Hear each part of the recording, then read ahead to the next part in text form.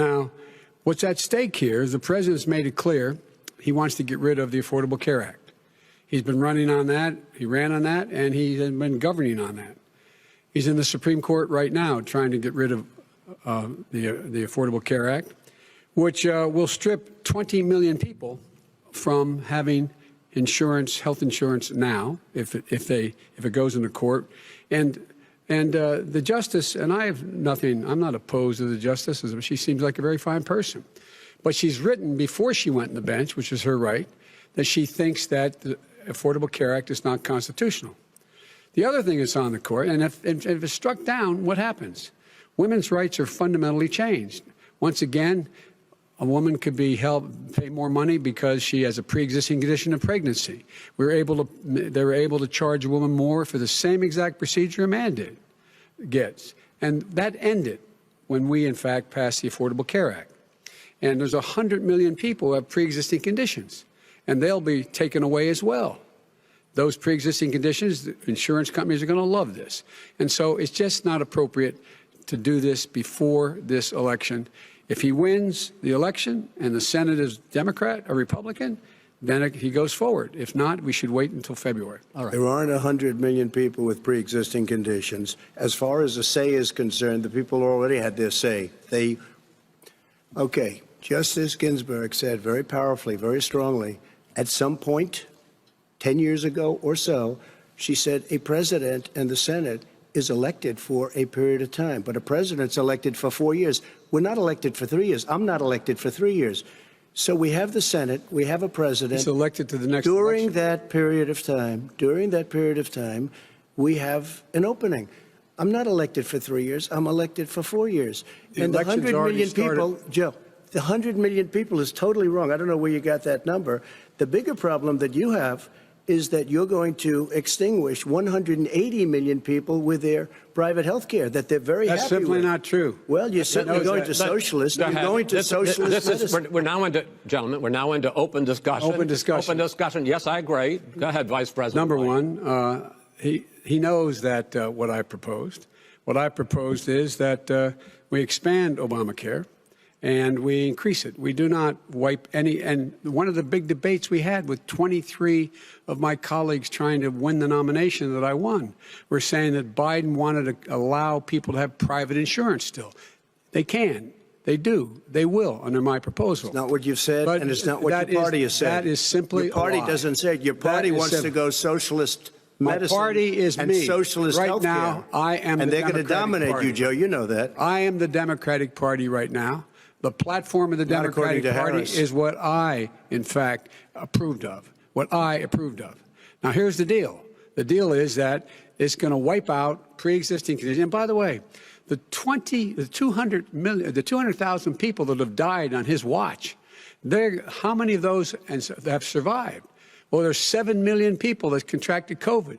What does it mean for them going forward if you strike down the Affordable Care Act? Joe, you've had 308,000 military people dying because you couldn't provide them proper health care in the military. So don't tell me about this. I'm happy to talk about this. And if you were here, Look, it wouldn't be 200. It would be 2 million people because you were very late on the draw. You didn't want me to ban China, which was heavily infected. You didn't want me to ban all right, gentlemen, Europe, which was heavily infected. You would have been much later, Joe. Mr. President, much later. Mr. President. You're talking about 2 million people. You're not Mr. President, as the moderator, we are going to talk about COVID in the next segment, but go ahead. Let me finish. The point is that the president also is opposed to Roe v. Wade. That's on the ballot as well in the court. And so that's also at stake right now. And so the election is already begun. You don't know it's on the ballot. Why is it on the ballot? Because why is it on the ballot? It's not on the ballot. It's on the ballot in the court. I don't think so. In the court. Well, there's nothing happening there. Donald, would you just don't know her view on Roe v. Wade. I don't know her view. Well, all right. Let's talk. We got a lot to unpack here, gentlemen. We got a lot of time. So on health care, and then we'll come back to Roe v. Wade. All right. Mr. President, the Supreme Court will hear a case a week after the election in which the Trump administration, along with 18 state attorneys general, are seeking to overturn Obamacare, to end Obamacare. You have spent the last... Because they want to give good health care. If I may ask my question, sir. Good health care. over the last 4 years, you have promised to repeal and replace Obamacare, but you have never in these 4 years come up with a plan, a comprehensive plan to replace Obamacare. Of course I have.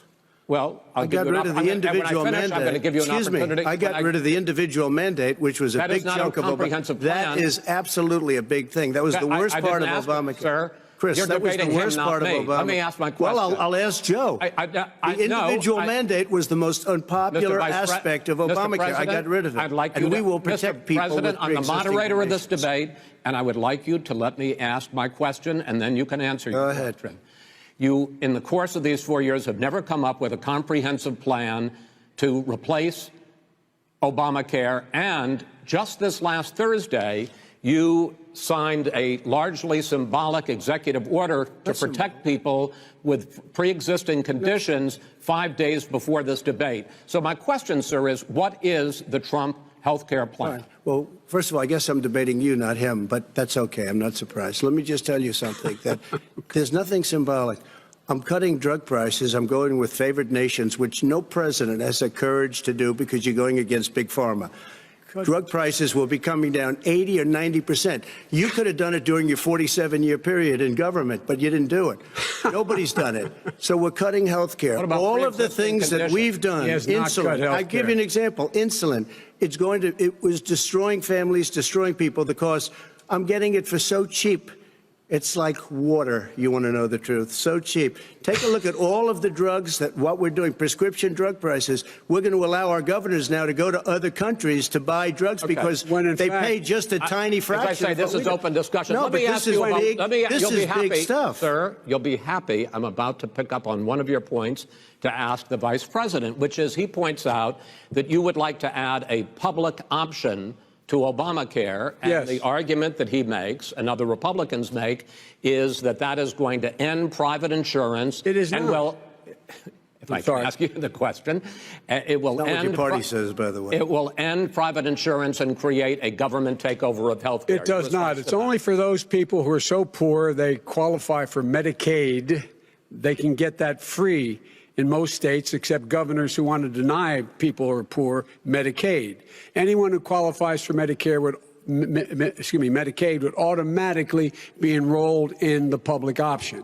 The vast majority of the American people would still not be in that option, number one. Joe, you agreed with Bernie Sanders, who's far left, on the manifesto, we call it, and that gives you socialized medicine. Look, hey, I'm not going to listen to him. The fact of the matter is, I beat Bernie Sanders. Not by much. I beat him a whole hell of a lot. I'm here standing facing you, old buddy. Pocahontas would have left 2 days early. You would have lost every primary. All he knows how to do is Super Tuesday. You got very lucky. Here's the deal. I got very lucky. I'm going to get very lucky tonight as well. And tonight I'm going to make sure, because here's the deal. Here's the deal. The fact is that everything he's saying so far is simply a lie. I'm not here to call out his lies. Everybody knows he's a liar. But I just want to make sure. Joe, you're the liar. I want to make sure. You graduated last in your class, not first in your class.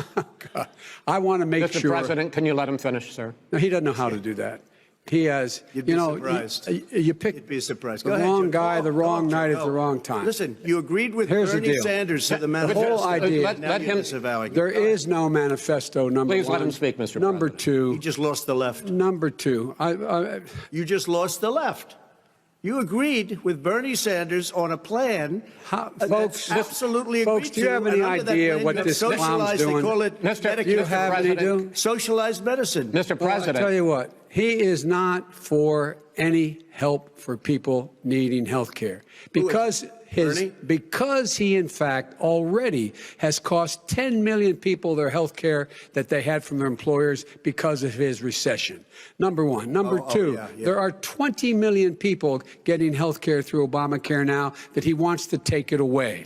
He won't ever look you in the eye and say that's what he wants to do. Take it away. No, I want to give them better health care at a much lower price because by the way, he doesn't know how. He doesn't know how to do that. I've already fixed it. He has never offered a plan. Fixed it to an extent. He has never done a single thing. As you might know, but probably don't. Gentlemen, you realize if you're both speaking at the same time, and it's too expensive. Let the president go ahead, sir. Obamacare is no good. We made it better, and I had a choice to make very early on. We took away the individual mandate. We guarantee pre-existing conditions, but took away the individual mandate.